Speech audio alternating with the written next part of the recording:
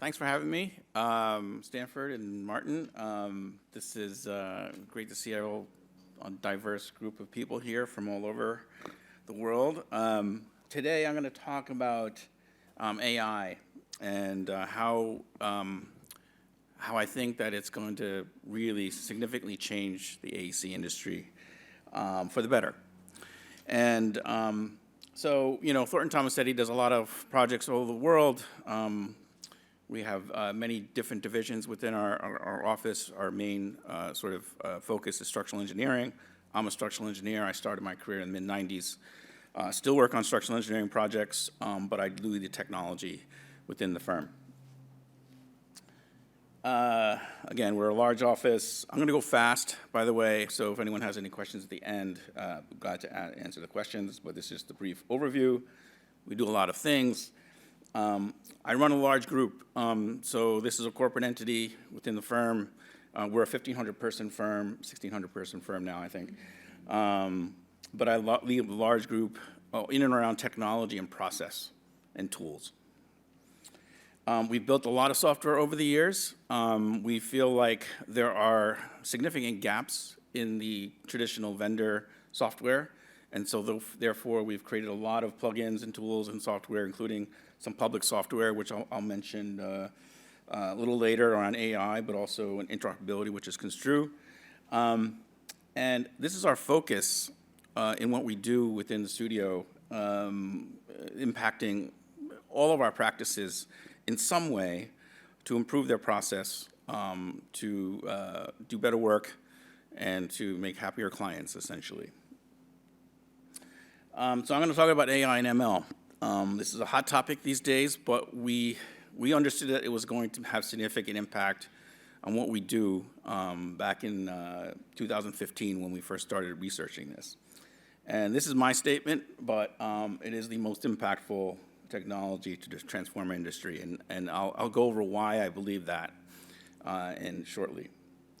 So let's talk about the problems in our industry and how AI and ML can solve some of those problems. We have a talent shortage. I think the latest polls, the latest surveys was, it's like a 3% employment, which is essentially everyone's employed. So therefore, firms are having trouble finding the right people for the right projects and processes within their offices. AI can do these designs significantly faster, and I'm not talking 10x, I'm talking like 100x. Scope creep. These days on projects, you never know what the client's going to ask us. It changes all the time. We have to adjust. We have to iterate very rapidly, and we can't do it the way we used to do in the old days, which was very manually, and it would take us 3 weeks to do. There is a steep learning curve on our industry. So most engineers probably, might get pretty productive after 5 or 10 years. And we don't have the time for that anymore. And engineers are not going to, the younger generation is not going to learn the same way and shouldn't learn the same way that like I did, which was very manually, many, many hours over and over again. I think there should be more of a accelerated way of learning our process and our trade. Knowledge is siloed, and so that's the other aspect. I think AI can solve some of these issues, which I'll talk about, which is AI is mainly sort of based on big data, which we were talking about in the mid-2000s about big data. No one knew what was talking. I didn't know what they were talking about big data, but now I know. And if this is where a firm can, traditionally a small firm that, people could tap on someone's shoulder, an expert about a certain topic, could be very nimble. And the problem when you get scale to a larger firm, it's very hard to aggregate knowledge across the firm. And so I think this is where AI can inverse that process, where a larger firm with a lot more data can actually be significantly more powerful in terms of getting knowledge to the right people at the right time using AI and ML. So this is some good articles actually from Harvard Business Review and McKinsey about AI and ML, and those firms that are going to start, who are leveraging these technologies will be much, much different and much more profitable than those who don't. And I would say this graph trends well with what we were doing because, again, as I mentioned, in 2015, we started researching this. We're now at a point where we can start really deploying these at scale. So I drew this diagram, I don't know, maybe 5 or 6 years ago, and these are pictures of our staff. And so this is the question. It's like, what if you can take the knowledge of the firm, encapsulate it into a machine learning model, and have everyone access that? It's extremely powerful. And what we sell basically is our knowledge as a consultancy. And we become even throughout, we have 55 plus offices.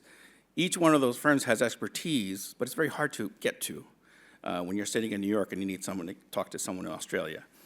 So I think through models, through AI, we can actually do this, especially now with the large language models. This is the team. We slowly built this over time.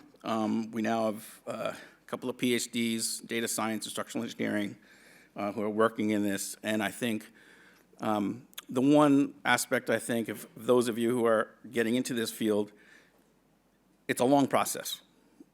Training models, aggregating data, cleaning data is a very long process. So these don't happen overnight. Any of these applications, we've learned along the way, but we're now at a point where we think that we can get to every user. So as I mentioned, we started to look at this in 2015, wrote a paper for the International Association of the Shell and Spatial Structures Conference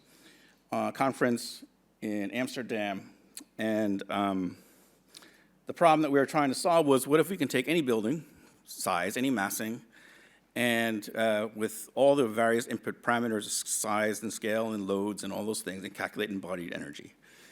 This was 2015. We realized that if we wanted to do this manually, even if the run it was 10 million iterations, even if it took 5 minutes per run, it would take us 95 years to create that data set. So we decided to use ML. Through some relatively straightforward algorithms, was able to train a model in like under an hour, so that we had that information to some good degree of accuracy, all through those 10 million iterations, using machine learning. And so that was sort of the light bulb that went off in terms of like, okay, what does that mean for us? That means that we can aggregate data, but also people's knowledge really, really quickly. So these are the types of ML that we've been looking at: structural ML, computer vision, signal processing, generative AI, which is interesting, auto-tagging of documents, data mining and insights, NLP, I got a spelling error there, AI didn't catch that one, and GPT. And I will say the other aspect of machine learning now is that it's not just technical. Machine learning can impact all facets of our organization: human resources, finance, business development and marketing, especially now with the large language models, and I'll show some of that. So this is 2017. We built this app called Asterisk, which was a structural machine learning application that, from just amassing, just the outline of the building, was able to calculate all the member sizes, down to beams, columns, slabs, walls, brace frames, in under a minute, and had aggregated the cost per square foot, embodied energy per square foot, total square footage, et cetera, and either in steel or concrete. And this was like way ahead of its time. It actually scared some of our engineers, but we learned a lot of lessons in doing this process. We still use this today, but we've sort of rebuilt this from the ground up. I think now is people are not only comfortable with this now, but also yearning to use tools like this for the aspects of speed. So it was doing a lot of really interesting things, and we learned a lot from that. So what are the sort of ingredients? And this is another aspect I think that is extremely important. The most important is domain expertise. You can create data sets as much as you want, and if you don't do that process smartly, you can overdo it or go the wrong direction. And so it takes a lot of domain experience to say, this is important, this is not important, this input is useful, this one's not, or this doesn't change much in real designs. That's very important. Mine data sets are harder, I will say, because everything that we've produced over the many, many years is in raster format, essentially, either JPEGs or PDFs, not very useful, actually. You can do it, but it's quite manual. So we've been focusing our work on synthetic data set generation. You also need significant software development. So you can't do any of these, spin out any of these applications at scale without having software application folks. And then something called MLOps, which is sort of equivalent to DevOps, but for machine learning models. So you can't, you can create a machine learning model, but if it's sitting on someone's desktop, it doesn't do any good. So we need to get those in the cloud so that people can use it. So this is just an example of synthetic data generation. These are 400 million data points, records, for a shear wall. Somewhere in that 400 million data points is a shear wall that can be used on your project, basically. So that's what we do. This is an application that we built for shear walls.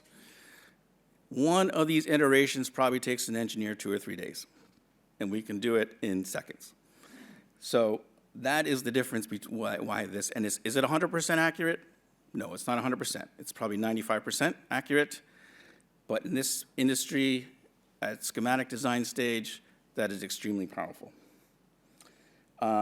So Trust Designer, same thing. This Trust Designer is calibrated against proven engineering software. It's within 5% of full accuracy. Fully sized members in the way that we do it at Thornton Tomasetti. And again, one of these will take someone probably a few hours to do accurately. This is, again, seconds.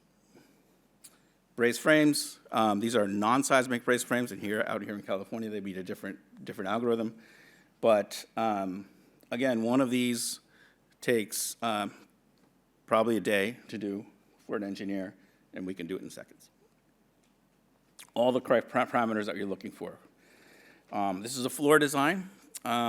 We have an application that we built that is non-AI application that we built, web app, that is significantly better than public software.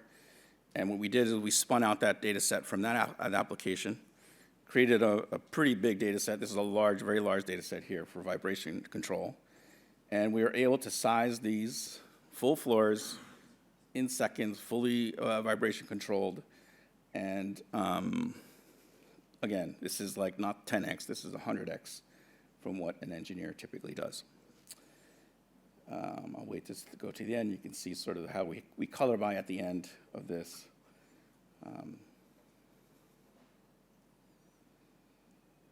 So there you go. So where are we now with this? So we have steel, concrete, and timber, all the key components of those buildings with trained models.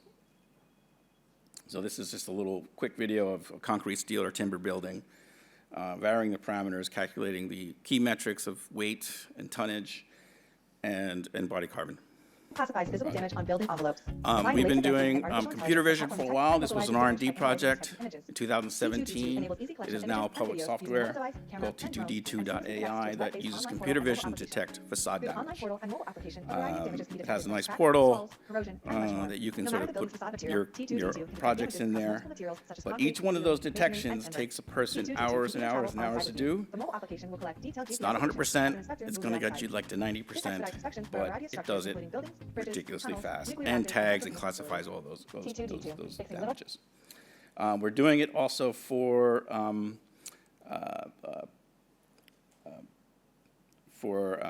thermal issues, and this is just for finding anomalies, which is very important for things that you can't see on the surface, more for roofs and leaks and things like that.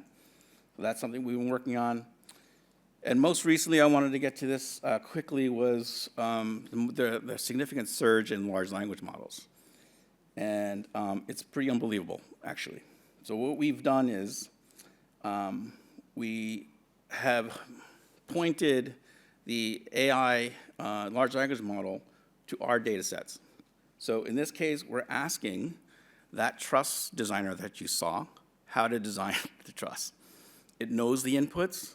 It even knows like things that when we say live load and someone says LL, it knows that because it's been trained on that.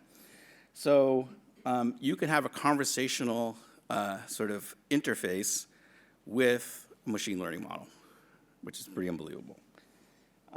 Again, this is what humans do, right? If you ask a very senior person what to do about designing a truss, this will tell you what to do. This is another, we actually did, these are all experiments that we've done. We pointed large language model to our intranet database.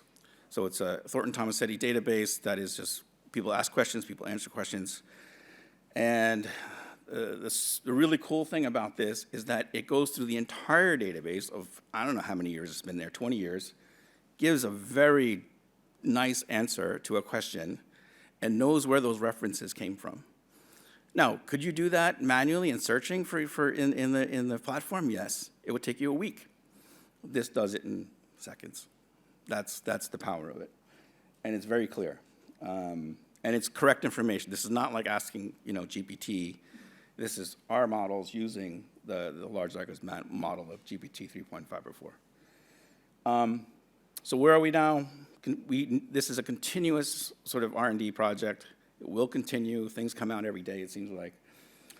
The key issue is awareness, actually. I go around the offices and I ask people, have you, looked at AI and ML? It might be 5%. I'm talking not just Thornton, I'm all over. And so the biggest aspect of, I think, for people to use this is training and getting people comfortable with AI. Sometimes they don't even know that they're using AI, actually. So, the Copilot's going to come out from Microsoft, or it probably has in some parts. It's already in PowerPoint presentations. The designer uses AI, designer button in PowerPoint. So we kind of want to do that. We kind of want to have these people use these apps without even knowing that they're using AI.